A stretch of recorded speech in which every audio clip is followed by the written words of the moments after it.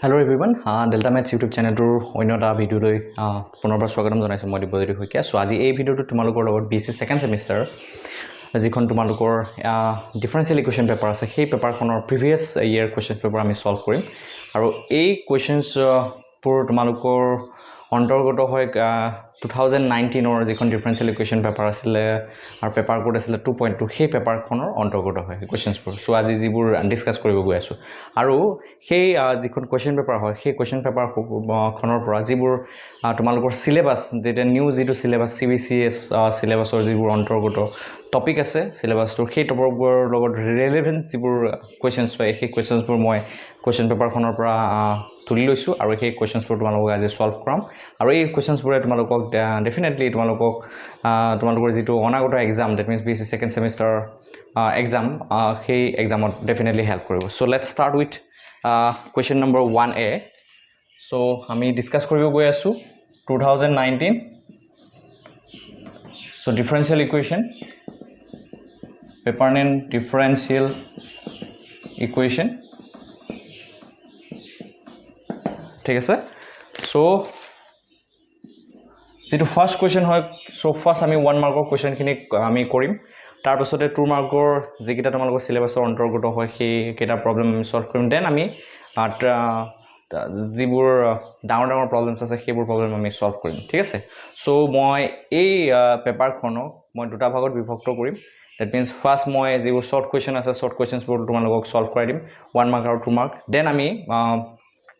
যিবোৰ ডাঙৰ প্ৰবলেম আছে সেই ডাঙৰ 5 মাৰ্কস লাইক 6 মাৰ্কসৰ যিবোৰ কোয়েশ্চন আছে তো সেইবোৰ সলভ কৰিম সো দুটা পাৰ্টত থাকিব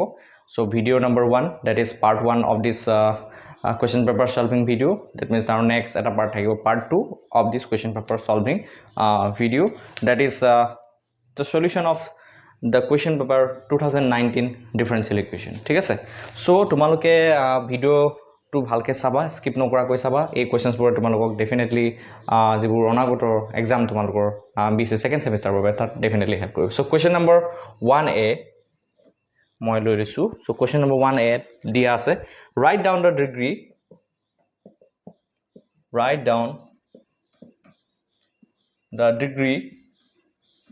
so write down the degree of the differential equation D stands for differential equation কি দিয়া আছে dy by dx plus x equal to y minus x dy by dx whole to the power minus 3 ঠিক আছে so এই differential equation টো দিয়া আছে এই ডিফারেন্সিয়াল ইকুয়েশন টো বাবে তোমালোকে কি ক্যালকুলেট কৰিব লাগে degree of this differential equation calculate কৰিব লাগে আৰু তোমালোকে হাই সেকেন্ডাৰীতে কি আইছা তো এতিয়াও তোমালোকে পাইছা যে ডিগ্ৰী আৰু অৰ্ডাৰ অফ এ ডিফাৰেন্সিয়াল ইকুয়েশন কি হয় সো এটা ডিফাৰেন্সিয়াল ইকুয়েশনত যেটো হাইয়েস্ট অৰ্ডাৰ ডিফাৰেন্সিয়াল কোএফিশিয়েন্ট থাকে তাক আমি কি কওঁ আৰু তাৰ যেটো হাইয়েস্ট অৰ্ডাৰ যেটো ডিফাৰেন্সিয়াল কোএফিশিয়েন্ট থাকে তাৰ যেটো অৰ্ডাৰ হয় তাক আমি কি কওঁ অৰ্ডাৰ অফ দা ডিফাৰেন্সিয়াল ইকুয়েশন বুলি কওঁ আৰু যেটো হাইয়েস্ট অৰ্ডাৰ ডিফাৰেন্সিয়াল কোএফিশিয়েন্ট প্ৰেজেন্ট থাকে এটা ডিফাৰেন্সিয়াল ইকুয়েশনৰ তাৰ যেটো পাৱাৰ হয় সেই তাৰ পাৱাৰটোক আমি ডিগ্ৰী অফ দা ডিফাৰেন্সিয়াল ইকুয়েশন বুলি কওঁ এতিয়া চোৱা আমাক ইয়াতে কি কৰিছে the write down the degree of the differential equation ইয়াতে আমাক খুদিছে যে ইয়াৰ এই ডিফাৰেন্সিয়াল ইকুয়েশনটো ডিগ্ৰী কি হ'ব এতিয়া চোৱা তোমালোকে ভালকে যদি মন কৰা দেখিবা ইয়াতে হাইয়েস্ট অৰ্ডাৰ ডিফাৰেন্সিয়াল কোএফিশিয়েন্ট কি প্ৰেজেন্ট আছে সো dy by dx তো যাৰ অৰ্ডাৰ 2 যাৰ অৰ্ডাৰ 1 সো হেতু প্ৰেজেন্ট আছে dy by dx ঠিক আছে এতিয়া ইয়াৰ ম্যাক্সিমাম পাৱাৰ তোমালোকে কিমান আছে হেতু চেক কৰিলে তোমালোকে ultimately degree of this differential equation find out কৰিবা তাৰ বাবে কিন্তু তোমালোকে চোৱা dy by dx ডাইৰেক্টলি ইয়াৰ পৰা চাই তোমালোকে dy by dx of power directly left hand side to some term to side directly 1 লিখি থৈ নাহিবা তো ভুল হ'ব কাৰণ ইয়াতে y minus x dy by dx whole to the power minus 3 আছে গতিকে ইয়াক অলপ সিম্পলিফাই কৰিবলে আলটিমেটলি dy by dx ৰ যেটো পাৱাৰ হ'ব হেতু আমি ক্যালকুলেট যদি কৰো তেতিয়া হেতুয়ে হ'ব required degree of this given differential equation তো সলিউশনটো চোৱা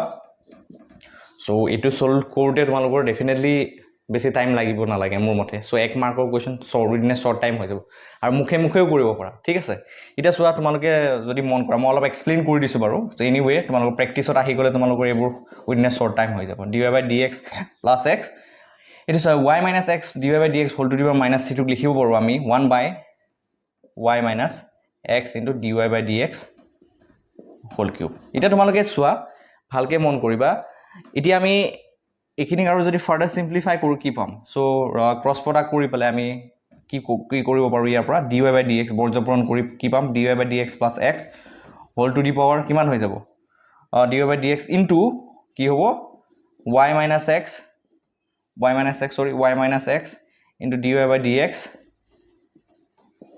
whole cube হ'ব equal to কিমান হ'ব 1 হ'ব এতিয়া চোৱা এই পাৰ্টটো যদি তোমালোকে মন কৰা সো অলপ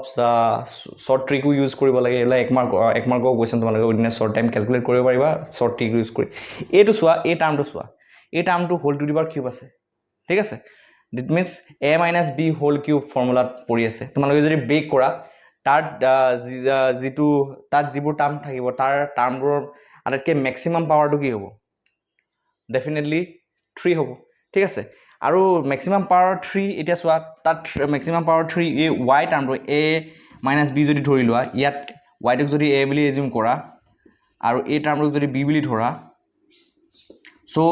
a এৰ ম্যাক্সিমাম পাৱাৰ কিউব আহিব আৰু b ৰ ম্যাক্সিমাম পাৱাৰ কিউব আহিব এতিয়া b টাৰ্মটো তোমালোকে মন কৰা b টাৰ্মটোত কি আছে dy by dx আছে ঠিক আছে সো আমি বিচাৰি আছো কি যে হাইয়েস্ট অৰ্ডাৰ ডিফাৰেন্সিয়েল কোএফিচিয়েন্ট ইয়াতে কি আছে dy by dx আছে তাৰ পাৱাৰটো চেক কৰিব বিচাৰি আছো তো ইয়াটো এই b হোল কিউব কৰা লগে dy by dx whole cube আহি যাব ঠিক আছে আকৌ এই টাৰ্মটো যেতিয়া তোমালোকে ফাইনালি এক্সপান্ড কৰিবা এটো এক্সপান্ড কৰাৰ পাছত তোমালোকে এই টাৰ্মটোৰ লগত পূৰণ কৰিব লাগিব ইয়াতে চোৱা highest order differential coefficient dy by dx ৰ ম্যাক্সিমাম পাৱাৰ কিমান হৈ আছে 1 হৈ আছে এতিয়া dy by dx আৰু ইয়াতে dy by dx whole to the power cube পাবা সেই দুটা যদি পূৰণ কৰি দিবা ultimately dy by dx whole to the power কি আহি যাব 4 আহি যাব ঠিক আছে তো ইয়াৰ পৰা তোমালোকে চেক কৰি ডাইৰেক্টলি ইয়াৰ পৰা কি লিখিব পাৰা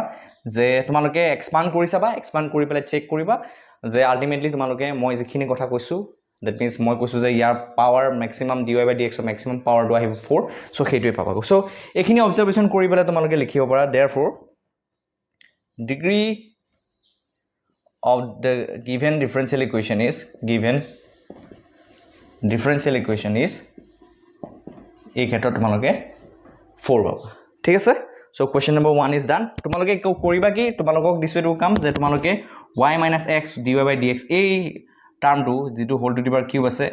তো এই টাৰ্মটো তোমালোকে a - b হোল কিউব ফৰ্মুলাত এক্সপান্ড কৰি পেলাই finally dy by dx into x সৰগত পূৰণ কৰি দিবা আলটিমেটলি তোমালোকে dy by dx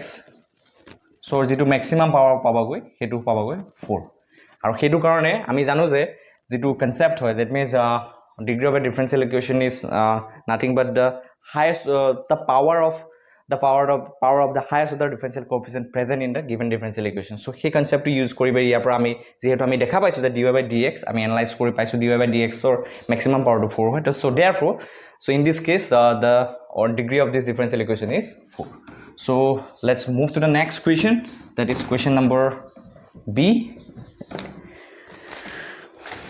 তো কি দিয়া আছে তোমালোকে ভালকে চোৱা b তো দিয়া আছে question 2 1 or b so what do you mean by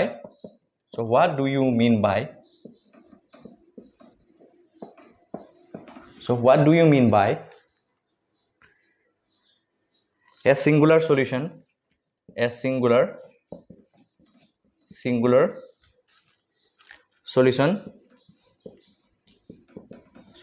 of a differential equation d stands for differential equation ঠিক আছে so d e short দেখিছো তে differential equation বুলি তোমালোকে বুজিব লাগে ঠিক আছে so answer টো তোমালোকে চোৱা so actually মই এই syllabus টো যেতিয়া পঢ়াই আছিল second semester so singular solution ৰ বিষয়ে কোৱা নাছিলো so আজি মই এই ভিডিওটো জৰিয়তে singular solution কি হয় সেই সম্পৰ্কে কিছু কথা কৈ দিম আৰু singular solution এটা given differential equation ৰ বাবে কেনেদৰে ফাইন্ড আউট কৰে তাৰ কাৰণে এটা ট্ৰিক মই তোমালোকক দি দিম ঠিক আছে তো a solution of a differential equation d stands for differential equation which does not contain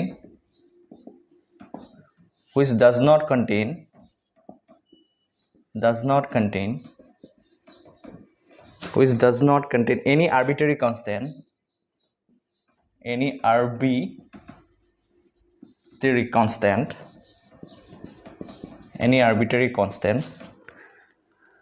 and which cannot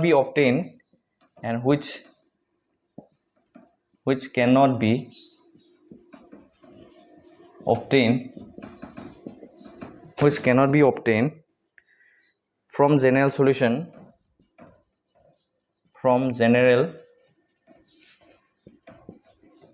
solution of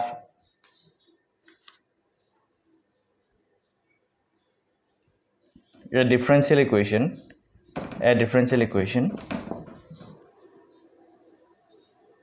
by assigning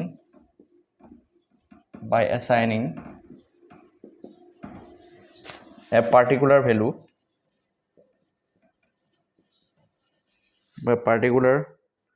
to the arbitrary constant,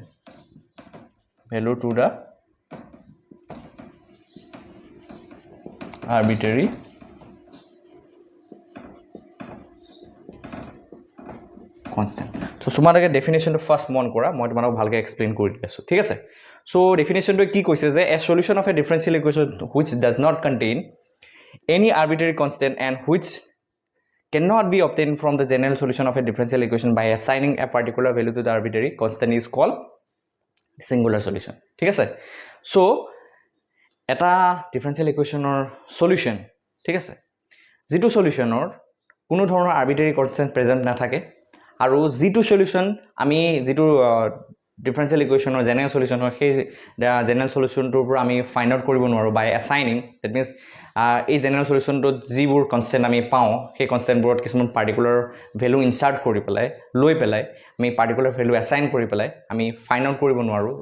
যিটো solution, সেই টাইপৰ solution টোক আমি কি কওঁ singular solution বুলি কওঁ, ঠিক আছে? সো সেই কাৰণে ইয়াত ডেফিনেশনটো এনেদৰে দিয়া গৈছে যে a solution of a differential equation, that means singular solution is nothing but a solution of a differential equation, but এটা কন্ডিশন কোৱা কথাৰ কন্ডিশনৰ বিষয়ে কোৱা হৈছে which does not contain any arbitrary constant, that means যিটো solution arbitrary constant present নাথাকে, আমি general solution জানো arbitrary constant present থাকে, ঠিক আছে? and which cannot be obtained from the general solution of a differential equation by assigning a particular value to the arbitrary constant, that means আমি general solution টোত যিবোৰ arbitrary constant পাওঁ তাত কিছুমান particular value assign কৰি পেলাই আমি singular solution to find out কৰিব নোৱাৰো, that means singular solution হৈছে আকৌ এবাৰ কৈছো singular solution হৈছে এক প্ৰকাৰৰ solution যিটো এটা differential equationৰ solution হয় য'ত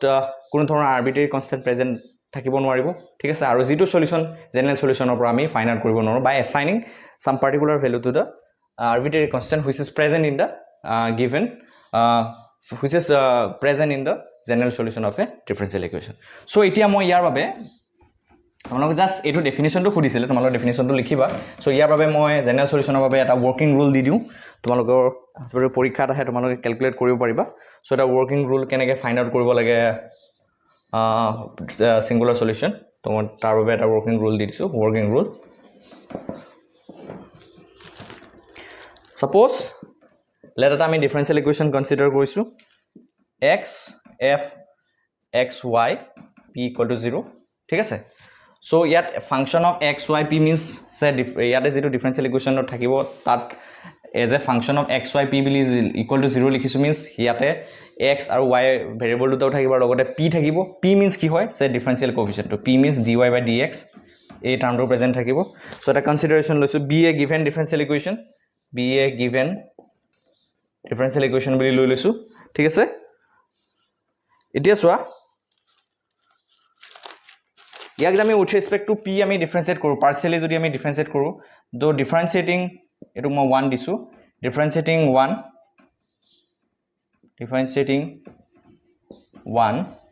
পাৰ্সিয়াল ডেৰিভেটিভৰ সম্পৰ্কে আমি আলোচনা কৰিছো প্ৰিভিয়াস ভিডিওবোৰত। Partially with respect to p we get আমি কি পাও with respect to p partially differentiate কৰিলে 1 ক del f by del p equal to আমি 0 পাম, ঠিক আছে? সো ইয়াক সে ইকুয়েশন নম্বৰ তোমালোকে 2 দি লোৱা। এতিয়া চোৱা এই ডিফাৰেন্সিয়াল ইকুয়েশনটোৰ বাবে আমি সিঙ্গুলাৰ সলিউশন আমি কেনেদৰে ফাইন্ড আউট কৰিব পাৰিম, সো সেই সম্পৰ্কে কিছু কথা মই কৈ দিছো, ঠিক আছে? এতিয়া এইটো এটা ডিফারেন্সিয়াল ইকুয়েশন দিয়া আছে f of x y p equal to 0, ইয়াক ইকুয়েশন নম্বৰ 1 বুলি দিছো য'ত p equal to dy by dx। So এই ডিফারেন্সিয়াল ইকুয়েশনটোৰ বাবে সিঙ্গুলাৰ সলিউশন আমি কেনেদৰে ক্যালকুলেট কৰিম, ফাৰ্স্ট ওয়াৰ্কিং ৰুলটোৰ মতে ফাৰ্স্ট আমি কি কৰিব লাগিব, এই ফাংশনটোক আমি with respect to p partially ডিফাৰেন্সিয়েট কৰিব লাগিব, ঠিক আছে? সো তাৰ পিছত কি কৰিব লাগিব, এলিমিনেটিং ইয়াৰ পৰা চোৱা আমি এতিয়া ইয়াৰ পৰা আমি কি কৰিম যে এই p টো যেটো আছে দ্যাট মিন্স এই p টো that means dy by dx আমি যদি এলিমিনেট কৰো, so eliminating p between 1 and 2, that means আমি 1 নম্বৰ যেটো ইকুৱেশ্যন পাইছো 2 নম্বৰ যেটো ইকুৱেশ্যন পাইছো তাৰ পৰা যদি p টো এলিমিনেট কৰো we get the singular solution ঠিক আছে সো মই এটা এক্সাম্পল দি দিম তো এক্সাম্পলটো জৰিয়তে আৰু ক্লিয়াৰ হৈ যাব singular solution ঠিক আছে সো তোমালোকক এক্সাম্পলটো দি দিছো এক্সাম্পলটোৰ জৰিয়তে আৰু ক্লিয়াৰলি বুজি পাবা ঠিক আছে সো এটো হৈছে ওয়ার্কিং রুলটো সো ওয়ার্কিং রুলটো মতে যেটো গিভেন ডিফারেন্সিয়াল ইকুয়েশন থাকিব x y p terms of যেটো গিভেন ডিফারেন্সিয়াল ইকুয়েশন দিয়া থাকিব সেই ডিফারেন্সিয়াল ইকুয়েশনটোত আমি প্ৰথমতে কি কৰিম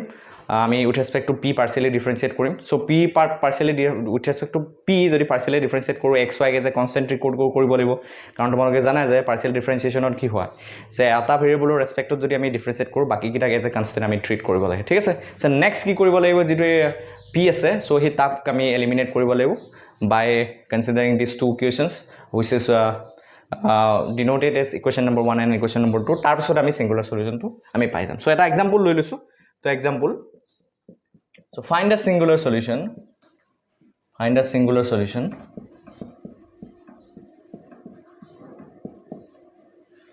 to find a singular solution of the differential equation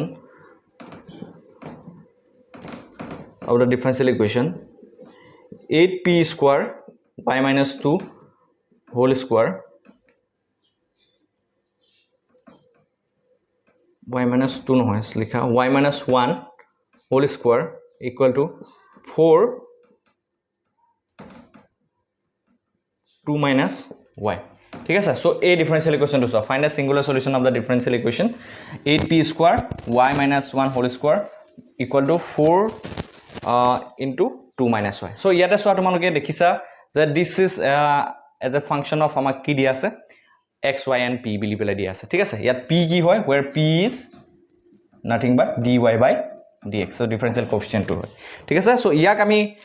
as a function ami banai lo like kene kwa olop agote dekhoisilo f x y p type of structure banai lo paru equal to 0 to kene ke banam soa solution so let ami consider korilo so by given bili likha given যেটো দিয়া আছে differential equation আমি as a function of x y p কেনেকে represent কৰিম so এই টার্মটো left hand সাইডত লৈ আহো so 8p square y minus 1 whole square equal to 4 minus 4 into 2 minus y equal to 0 হিচাপে লিখিব পাৰো এতিয়া সোয়া ইয়াক ইকুয়েশন নম্বৰ 1 দিয়া so differentiating partially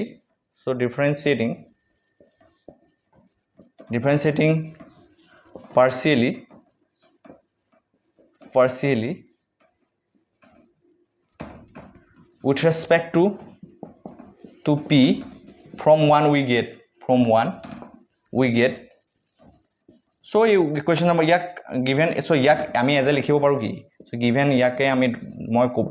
bujabo bisarisu se a equation to given differential equation as a function of f of x y p equal to 0 hisabe likhibo paru aru tak ami likhile keneke likhim je a term to just right hand side term to left hand side lo loi ani ei gute khini term as a function ami likhibo paru f of x y and আমি p হিসাবে লিখিব পাৰো right so এটা ওয়ানক যদি আমি পাৰ্সিয়ালি ডিফাৰেন্সিয়েট কৰি দিও with respect to p তেতিয়া আমি কি পাম del f by del p পাম রাইট তো যদি পার্সিয়ালি ডিফারেন্সিয়েট কৰা তোমালোকে দেখিছা যে আৰু তোমালোকে জানা ইয়াতে আমি যদি with respect to p partially ডিফাৰেন্সিয়েট কৰো ইয়াতে আমাৰ ভেৰিয়েবল যেটো y হয় ইয়াক আমি কনসেন্ট্ৰেট কৰিব লাগিব সো এই ফাৰ্স্ট পাৰ্টক আমি পাৰ্সিয়ালি উইথ ৰেসপেক্ট টু p ডিফাৰেন্সিয়েট কৰিলে আমি কি পাম 8 2 16 p y minus 1 whole square পাম আৰু এই পাৰ্টটো কৰিলে with respect to p partially ডিফাৰেন্সিয়েট কৰিলে 0 হৈ যাব কাৰণ ইয়াতে ভেৰিয়েবল p টো প্ৰেজেন্ট নাই এটো y আছে যেটো আমি কনসেন্ট্ৰেট কৰিব লাগিব তাৰ কাৰণে del f by del p কৰাৰ লগে লগে এই টাৰ্মটো 0 হৈ যাব ঠিক আছে সো এতিয়া ইয়াত যদি তোমালোকে ইকুৱেট টু 0 কৰি দিয়া এটো equation number by the working rule এটো ইকুৱেশ্যন নম্বৰ 2 বুলি ধৰি লোৱা এতিয়া সোৱা ইয়াৰ পৰা তোমালোকে ভালকে যদি মন কৰা দেখিবা যদি by equating del f by del p equal to 0 তোমালোকে ইয়াৰ পৰা কি পাবা 2 implies ইয়াৰ পৰা কি পাবা p equal to তোমালোকে 0 পাবা ঠিক আছে তো ইয়াৰ পৰা তোমালোকে কি পাবা p ভ্যালুটো কিমান পাবা p equal to 0 পাবা কাৰণ y can তো ইয়াতে p equal to যদি 0 পাই যোৱা that means ইয়াৰ পৰা তোমালোকে p equal to যদি 0 পাই যোৱা এটা তোমালোকে p ভ্যালুটো in between 1 and 2 that means এই 1 আৰু 2 পৰা যদি এলিমিনেট কৰি দিয়া তো তোমালোকে কি পাবা so singular solution to paba according to the working rule so from 2 we have p equal to 0 ঠিক আছে তো 2 নম্বৰ ইকুৱেশ্যনৰ পৰা চোৱা দিস ইকুৱেশ্যন ইয়াৰ পৰা তোমালোকে 2 নম্বৰ ইকুৱেশ্যনটোৰ পৰা চোৱা আমি del f by according to the working rule del f by del p equal to আমি del f এই ফাংচনটোক আমি ডিফাৰেন্সিয়েট পাৰ্শিয়ালি উইথ ৰেসপেক্ট টু p ডিফাৰেন্সিয়েট কৰাৰ পিছত del f by del p equal to 0 কৰো ইকুৱেট কৰিবলৈ এতিয়া চোৱা তোমালোকে এটা চোৱা এটুক এটা টাৰ্ম বুলি কনসিডাৰ কৰা এটুক এটা টাৰ্ম বুলি কনসিডাৰ কৰা সো দুটা product of these two term equal to 0 so ইয়াৰ পৰা তোমালোকে কি পাবা either 16p equal to 0 পাবা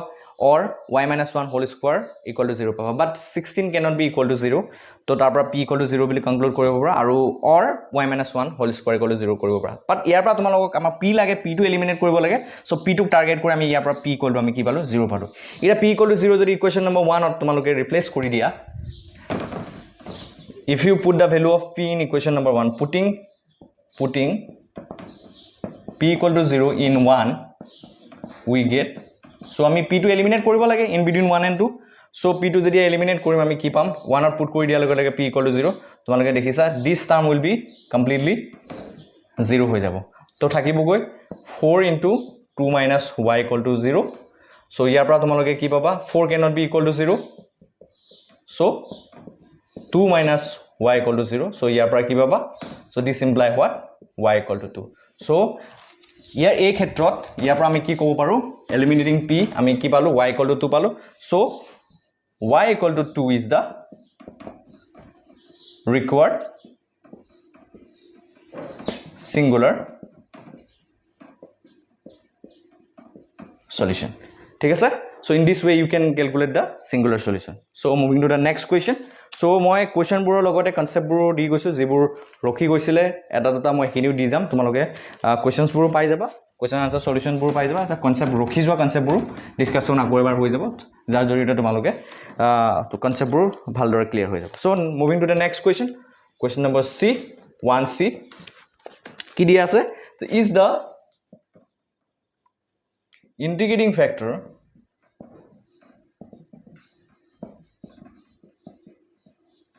is the integrating factor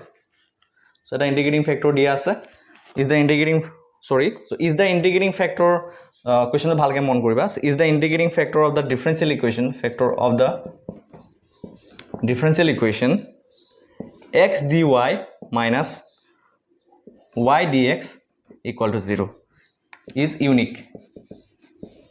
so question to bhalke mon koriba so মই অলৰেডি জিবুৰ ইন্টিগ্ৰেটিং ফ্যাক্টৰৰ লগত ৰিলেটেড প্ৰবলেমছ কৰাইছো বা জিবুৰ কনসেপ্ট তোমালোকৰ লগত আলোচনা কৰিছো সো হেবোৰ ইউজ কৰি তোমালোকে এইবোৰ প্ৰবলেমৰ লগত ডিল কৰিব পাৰিবা ঠিক আছে সো প্ৰবলেমটো তোমালোকে ভালকৈ চোৱা তো কোৱেশ্চনটো কি দিয়া আছে যে এই ডিফাৰেন্সিয়েল ইকুৱেশ্যনটোৰ বাবে যেটো ইন্টিগ্ৰেটিং ফ্যাক্টৰ পাম হেতু ইউনিক হ'বনে দ্যাট মিন্স ইয়াৰ কাৰণে যেটো ইন্টিগ্ৰেটিং আমি ফ্যাক্টৰ পাম হেতু অকল এটাই পামনে যেটো আমি ইন্টিগ্ৰেটিং ফ্যাক্টৰ পাম হেতু এটাই পামনে আমাক খুদিছে that means question to hol etai pamne khudhatur jitu meaning hoy actually tumalok khudise je eta mane unique hua kotha tu jitu kotha tu khudile tumalok he kotha tu par tumalok ki bujibo lagibo je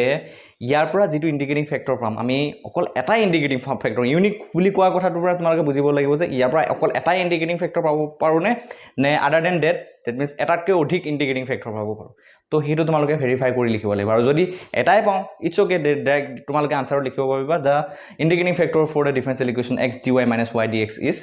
unique if it is not unique that means যদি আমি মানে এটাতকে অধিক আমি ইয়াৰ কাৰণে ইন্টিগ্ৰেটিং factor পাব পাৰো তেতিয়া হলে আনসাৰ লিখিব লাগিব যে the integrating factor for the given differential equation is not unique so tar karone ami alop verify koribo laibo so ami check koribo laibo integrating factor to calculate kori bele je hetu unique paune na pau thik ase so eta ke odhiko ahibo pare so check korim ami aru jigita rule pohisu discuss korisu hegita rule apply kori belai ami ei question to answer to ami find out korim thik ase so look at the solution so given differential equation is halke mon kobe given differential equation is to tomaloke swa x dy minus y dx equal to 0 so which is also can be written as so tomaloke jodi mane like m dx plus n dy jodi a differential equation to structure logot hojai loa tene hole tomaloke so minus eta so common loi lule minus eta di puron kori dile a differential equation to dui fale tomaloke ki paba y dx minus x dy equal to 0 paba jot tomaloke jodi observe kora by comparing this equation with this standard form of this differential equation tomaloke m ki paba y paba aru n ki paba minus x পাবা এতিয়া চোৱা আমি ইণ্টিগ্ৰেটিং factor এটা কিয় calculate কৰিব লগা হয় তো মই ৰিজনটো কৈছিলোঁ যে এটা ডিফাৰেনচিয়েল ইকুৱেশ্যন যদি নন এক্সেক্ট হৈ থাকে তাক এক্সেক্ট বনাবৰ কাৰণে আমি এটা ইণ্টিগ্ৰেটিং ফেক্টৰ কেলকুলেট কৰিব লগাৰ প্ৰয়োজনীয়তা আহি পৰে আৰু সেই ইণ্টিগ্ৰেটিং ফেক্টৰটোৱেদি ফাইনেলি আমি যিটো নন এক্সেক্ট ডিফাৰেনচিয়েল ইকুৱেশ্যন পাওঁ তাক মাল্টিপ্লাই কৰি দিলে সেইটো এক্সেক্টলৈ কনভাৰ্ট হৈ যায় আৰু এক্সেক্টলৈ কনভাৰ্ট হোৱাৰ লগে লগে আমি যিটো usual rule to find a solution of an exact differential equation হেতু ইউজ কৰিবলৈ আমি ডাইৰেক্টলি তাৰ সলিউশনটো আমি ফাইন্ড আউট কৰি লম ঠিক আছে সো এখিনি কথা তোমালোকক আগতে কৈছো এতিয়া চোৱা তোমালোকে এক্সাক্ট চেক কৰিবৰ কাৰণে আমি কি চেক কৰিব লাগিব যে আমি চেক কৰিব লাগিব del m by del y equal to del n by del x হয় নে নহয় আমি চেক কৰিব লাগিব ৰাইট সো তাৰ বাবে আমি ফাৰ্স্ট ক্যালকুলেট কৰো del m by del y that means এই যেটো m ফাংশন হয় which is a function of x and y so m function with respect to y partially differentiate কৰো আমি কি পাম ইয়াৰ পৰা দেখা পাই আছা with respect to y কৰিলে just ইয়াতে y আছে গতিকে 1 পাবা again del n by del x যদি কৰা তোমালোকে কি পাবা -1 পাবা ঠিক আছে so which is obviously not equal right so that means আমি কি পালো that is we get del m by del y not equal to del n by del x ঠিক আছে so যেটো ডিফাৰেনশিয়েল ইকুৱেশ্যন দিয়া আছে হেতু নন এক্সাক্ট ঠিক আছে আৰু নন এক্সাক্টৰ কাৰণে আমাৰ প্ৰয়োজনীয়তা আহি পৰে to calculate what the integrating factor for this differential equation আৰু integrating factor calculate কৰিবলৈ আমি চেক কৰিম যে whether it is unique or not that means অকল যদি এটাই পাও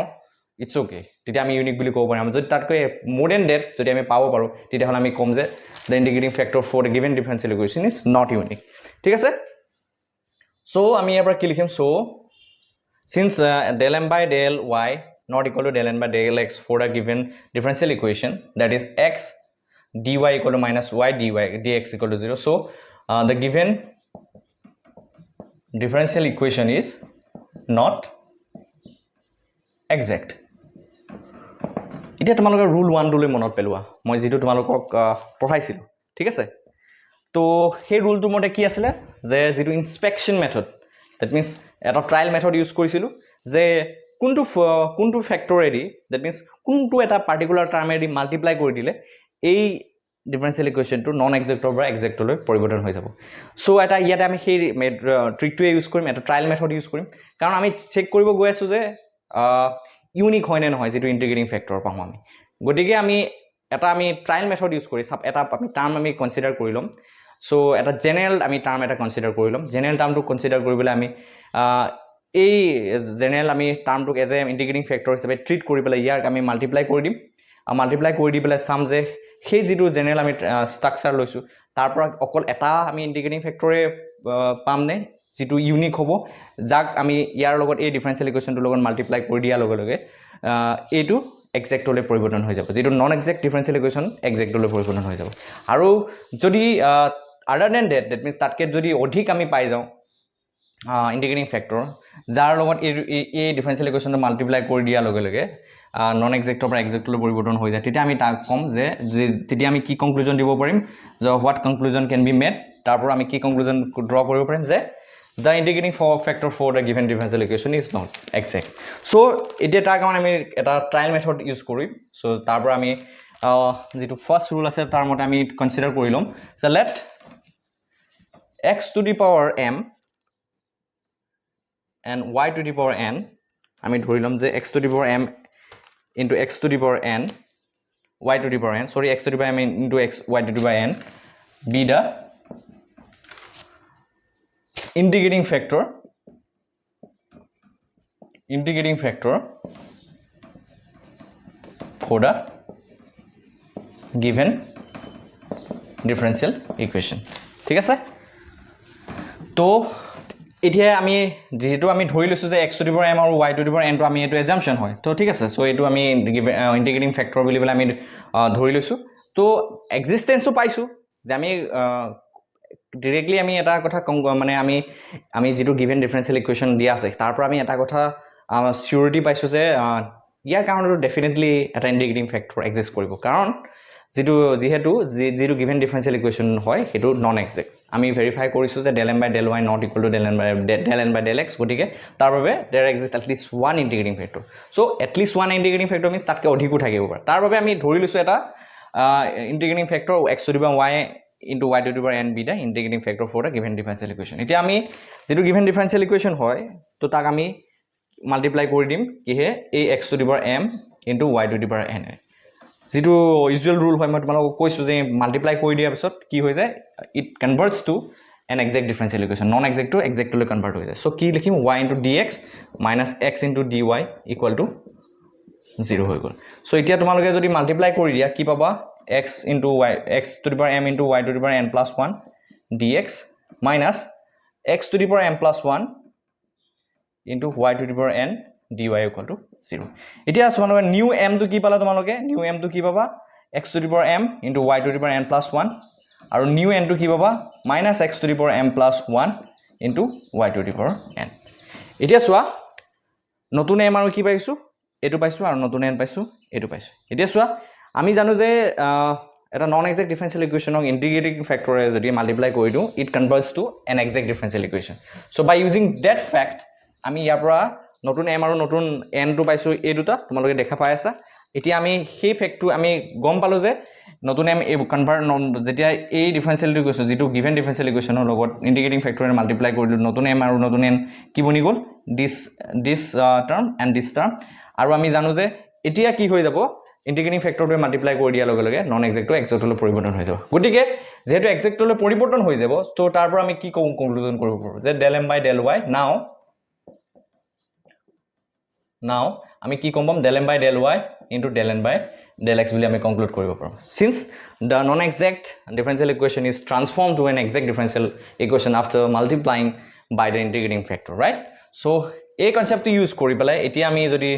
ইয়াৰ পৰা m আৰু n ৰ ভ্যালুটো ফাইন্ড আউট কৰিবলৈ চাও সো ইয়াৰ পৰাই তোমালোকে একচুয়ালি ইউনিক হয় নে নহয় তুমি m আৰু n ৰ পাৰ্টিকুলাৰ ভ্যালুবিলাক ক্যালকুলেট কৰি গলি তোমালোকে চাব পাৰা যে m আৰু n ৰ যদি আমি পাৰ্টিকুলাৰ এটা ভ্যালুৱে পাই যাও তেতিয়া হলে আমি ক'ব পাৰিম যে we can directly say that যে যদি এটা সলিউশন m আৰু n ৰ বাবে জাস্ট যদি এটা সলিউশনে পাই যাও that means which is unique that means m আৰু n ৰ যদি পাৰ্টিকুলাৰ এটা ভ্যালুৱে পাই যাও তেতিয়া হলে আমি ডাইৰেক্টলি ক'ব পাৰিম the integrating factor for the given differential equation is unique আৰু যদি m আৰু n ৰ বাবে যদি ইনফাইনাইটলি মেলি সলিউশন এক্সিস্ট কৰি যায় তেতিয়া হলে আমি ক'ব পাৰিম যে the integrating factor for the given differential equation is not unique ঠিক আছে এতিয়া চোৱা del m by del y যদি ক্যালকুলেট কৰা that means m to new m to হল এটো আৰু new n to হল এটো সো ইয়াৰ পৰা তোমালোকে del m by del y যদি ক্যালকুলেট কৰা কি পাবা x to the power m to as a constant treat কৰিব লাগিব with respect to y আমি পাৰ্সিয়ালি ডিফাৰেন্সিয়েট কৰিব গৈছো তো কি পাবা n plus 1 into y to the power n পাবা again del n by del x কৰিলে কি পাবা with respect to x যদি পাৰ্সিয়ালি ডিফাৰেন্সিয়েট কৰা y to the power n to as a constant treat কৰিব লাগিব আমি পামগৈ ৰাইট হ্যান্ড সাইডত x to the power m plus 1 ক আমি ডিফাৰেন্সিয়েট কৰিলে পাৰ্সিয়ালি with respect to x m plus 1 পাম x to the power m পাম সো ইয়াৰ পৰা তোমালোকে ফাইনালি কি পাবা বিশ্বাসন ইয়াৰ পৰা তোমালোকে ফাইনালি কি পাবা তো x to the power m x to the power m y to the power n y to the power n will be cancel out to n plus 1 equal to minus m plus 1 পাই যাবা so ইয়াৰ পৰা তোমালোকে সোৱা n to equal 1 to right hand side যদি shift কৰা কি পাবা minus m minus 2 পাই যাবা সো এতিয়া সোৱা তোমালোকে ইয়াৰ পৰা ডাইৰেক্টলি দেখা পাই আছা যদি দুটা ভেৰিয়েবল আছে এই ইকুৱেশ্যনটোত এই দুটা ভেৰিয়েবলৰ বাবে দুটা ইকুৱেশ্যন পোৱা হলে আমি ডাইৰেক্টলি সলভ কৰিব পাৰিলো হেতেন ঠিক আছে n আৰু m ৰ কাৰণে তোমালোকে তাৰ পৰা at least এটা কথা গম পালা যে দুটা ইউনিক ভ্যালু তাৰ পৰা ইউনিক সলিউশন আমি পালো কিন্তু এটা ইকুৱেশ্যনে আছে n = -m n = -m - 2 এটা সো m আৰু m ৰ ভ্যালুটো যদি তোমালোকে ভেৰি কৰি গৈ থাকা সো যিকোনো ইন্টিজাৰ্স লাইক যিকোনো ৰিয়েল নাম্বাৰ যদি কনসিডাৰ কৰি গৈ থাকা তো ইয়াতে তো n আৰু m দুটা তোমালোকে জানাই যে n আৰু m দুটা তোমালোকৰ এই ভ্যালু গিটা তোমালোকে কি ল'ব লাগিব সো ৰিয়েল নাম্বাৰ কনসিডাৰ কৰিব পৰা তো ইয়াৰ পৰা তোমালোকে সোৱা m ৰ ভ্যালুটো যদি তোমালোকে ভেৰি কৰি গৈ থাকা লাইক 0 1 2 3 4 লাইক মই ইন্টিজাৰ্স খিনি কথাই কৈছো যদি তোমালোকে ইন্টিজাৰ্স খিনি ভ্যালু খিনি যদি লৈ থকা ডিফাৰেন্ট ভ্যালু লৈ থকা n ৰ ভ্যালুটো ডিফাৰেন্ট পাই থাকিবা সো তোমালোকে ইয়াৰ পৰা এটা কথা কনক্লুজন ড্ৰ কৰিব পাৰা যে m ৰ ডিফাৰেন্ট ভ্যালু কাৰণে n ৰ তোমালোকে ডিফাৰেন্ট ভ্যালু পাই থাকিবা গটিকে ইয়াৰ ক্ষেত্ৰত therefore infinite solution exist koribo infinite solution will exist for n and m and n so gotike tumalage infinitely many solution paba aru m aru n or jeti infinitely many solutions paba gotike x আমি ইন্টিগ্ৰেটিং ফ্যাক্টৰটো কি লৈছিলো x to the power m into y to the power n লৈছিলো right তো এই ক্ষেত্ৰত তোমালোকে m আৰু n ৰ ভ্যালুবোৰ ভেৰি কৰি তোমালোকে ডিফাৰেন্ট ইন্টিগ্ৰেটিং ফ্যাক্টৰ কনস্ট্ৰাক্ট কৰিব পাৰিবা নে নোৱাৰা সো ডেফিনেটলি পাৰিবা গতিকে এই ক্ষেত্ৰত আমি ক'ব পাৰিম নে this integrating factor is unique so obviously not this is not an unique integrating factor ঠিক আছে তো আনসাৰত কি লিখিব লাগিব তো আনসাৰত কি লিখিবা যে সো তোমালোকে লিখিব লাগিব যে so the integrating factor for the given differential equation that is y dx minus x dy equal to 0 is not unique ঠিক আছে তো I hope তোমালোকে বুজি পাইছে সো কনসেপ্টস বিলাক এনেকে তোমালোকে লৈ ল'ব লাগিব তেতিয়া তোমালোকে ইজিলি তোমালোকে প্ৰবলেমছ বিলাকৰ লগত ডিল কৰিব পাৰিব so moving to the next question that is question number D so আজি 1 মাৰ্কৰ খিনি মই কৰি দিম ধুনিয়াকে নেক্সট ভিডিওত আকৌ 2 মাৰ্কছ অৰ 3 মাৰ্কছ অৰ লাইক 5 মাৰ্কছ আমি কোৱেশ্চনছ বিলাক ডিসকাস কৰিম ঠিক আছে সো কোৱেশ্চন নম্বৰ D দিয়া আছে if q is 0 so write the general solution of the first order linear differential equation that is dy by dx plus px equal to q so a differential equation to dia ase so a differential equation to babe ami q equal to jodi ami 0 consider koro yar general solution to amak likhibo dise so dy by dx plus px equal to ki hobo equal 0 lobo dise to ইয়াৰ পৰা তোমালোকে by separation of variable method যদি use কৰা তোমালোকে কি পাবা dy by dx equal to px to right hand side of shift কৰি দিয়া minus px পাবা সো ইয়াৰ পৰা তোমালোকে কি পাবা যে x ৰ সো ইয়াত dx টো যদি আমি right hand side লৈ যাও তো আমি কি পাম dy ঠিক আছে সৰি ইয়াতে সৰি ইয়াত py আছিল দেই তো মিস্টেক এটা হৈছে py আছিল তো ইয়াতে py কৰি দিয়া তো ইয়াতে সোয়া dx টো যদি ৰাইট হ্যান্ড সাইডত শিফট কৰি দিয়া তো আৰু y টো যদি লেফট হ্যান্ড সাইডত লৈ আহা কি পাবা dy by y minus p into dx হ'ব সো নাও ইন্টিগ্ৰেটিং সো এটো সহজ হয় প্ৰবলেম তোমালোকে পাৰিবা জাস্ট ইন্টিগ্ৰেট কৰি দিয়া দুইটা সাইডত so dy by y equal to minus integration of p dx তো ইয়াৰ পৰা কি পাবা log of y equal to minus px plus constant c some constant c so ইয়াৰ পৰা এতিয়া তোমালোকে যদি log টো উঠাই দিয়া কি পাবা y equal to e to the power minus px plus c so ইয়াৰ পৰা ফাইনালি কি পাবা তোমালোকে চোৱা so y equal to this imply y equal to e to the power c into e to the power minus px তো ইয়াৰ পৰা কি পাবা finally e to the power c তো এটা এটা কনস্ট্যান্ট হ'ব তো সে c1 বুলি দি দিছো e to the power minus px so which is the required general solution if we treat q as 0